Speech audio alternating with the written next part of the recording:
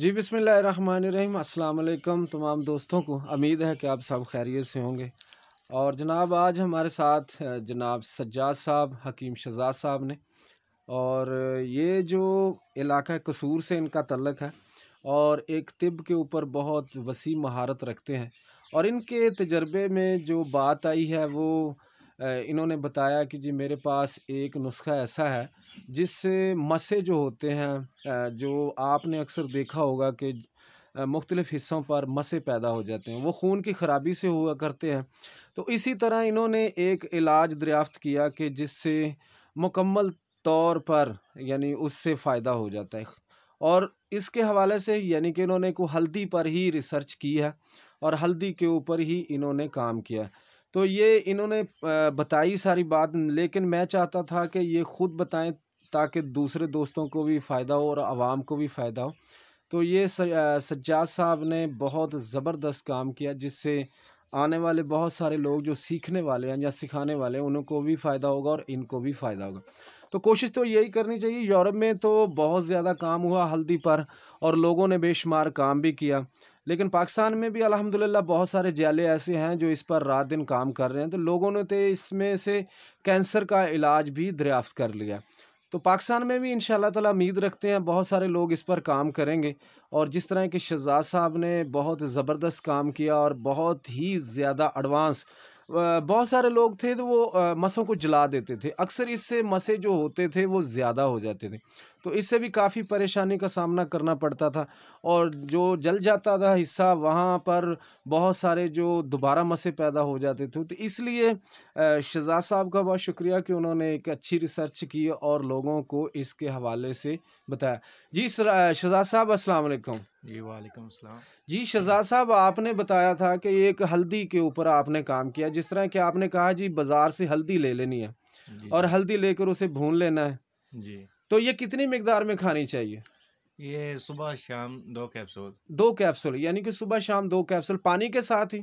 पानी के साथ, नीम गर्म पानी मिल जाए तो ज़्यादा बेहतर है। ज़्यादा बेहतर। तो इसके साथ आप दूध पी सकते हैं? जी, दूध पी सकते हैं, इसमें हल्दी मिला लें तो ज़्यादा बेहतर है। ज़्यादा बेहतर हो जाता है। लेकिन ये बाज़ारी जो मिलती है पीसी हुई हल्दी, ये नहीं ये यूज़ करनी। नहीं, घर में तैयार की हुई ज़्यादा बेहतर है। ज़्यादा बेहतर है। तो इस हवाले से आपने जो रिसर्च की है, तो आपने तकरीबन आपने बताया था कि आपने 10 मरीज़ों पर ये तजर्बा किया है। जी। तो ये मसे तो एक ब्लैक कलर के होते हैं, एक लाल कलर के होते हैं। तो अक्सर एक आजकल जो ये ज़्यादा मसला बन रहा है, वो छाती पर भी लोगों को एक मसा बन रहा है, बहुत जी, जी। बड़ा। जी, तो जी। उस पर भी ये काम करता है? 100% करता है। 100% सही, सही। तो और ये आप और जिस तरह आपने कहा कि ये जो हल्दी है वो काम करती है मुख्तलिफ़ मसों पर भी। तो आपने आप तो एक ज़मींदार घराने से भी हैं, आपका तल्लक ज़राअत से भी है। तो ये कितनी देर में तकरीबन आपका अंदाज़ा है कि ये हल्दी वग़ैरह जो आपके कसूर की तरफ उगाई जाती है, तो आप सेकंड टाइम पे आप करते हैं ये काम तिब का। और अल्लाह ताला ने आपको वहाँ पर भी बहुत ज़्यादा अल्लाह ताला ने अक़ल और शऊर दिया। तो ये बता सकते हैं कि हल्दी कितने दिनों में ये उगाई जाती है आपके इलाके में? ये तकरीबन 6 से 7 माह लग जाते हैं फसल को तैयार होने में। तैयार होने में। तो जी। आप भी लगाते हैं, आपकी तरफ जी, तो बहुत ज़्यादा होगी। अल्हम्दुलिल्लाह हम भी लगाते तो हैं। ये दोस्त जो बाज़ार से ले उन्हें बता सकते हैं कि इसका तरीका क्या होगा जब ये तैयार होकर लोगों तक आती है, तो ये जो ख़ालिस हल्दी के लिए लोग कोशिश करते हैं, उनको क्या करना चाहिए? जी, जो ख़ालिस हल्दी लेने के लिए ना गंडी लेनी चाहिए। पिसी हुई में कोई जज नहीं कर सकता कि 100 तरीके निकाले हुए हैं इन लोगों ने मिलावट करने के। मिलावट करने के, सही, जी, सही, सही। बेहतर है, अभी सीज़न चल रहा है, अभी सीज़न है इसका, हार्वेस्टिंग हो रही है इसकी। सही, अभी सही। खरीद के इसको खुद तैयार कर लें घर में, तो ये किस मंडी तरह से मिल तैयार जाती है। अपना आपने बताया था कि आप एक ये से अपना बाज़ार के लिए भी तैयार करते हो, तो किस तरह की जाए ये तैयार? तकरीबन ये बाज़ार से हमने गंडी ले ली, तो ये भूननी पड़ेगी, ये क्या करना है, या उबालनी पड़ेगी?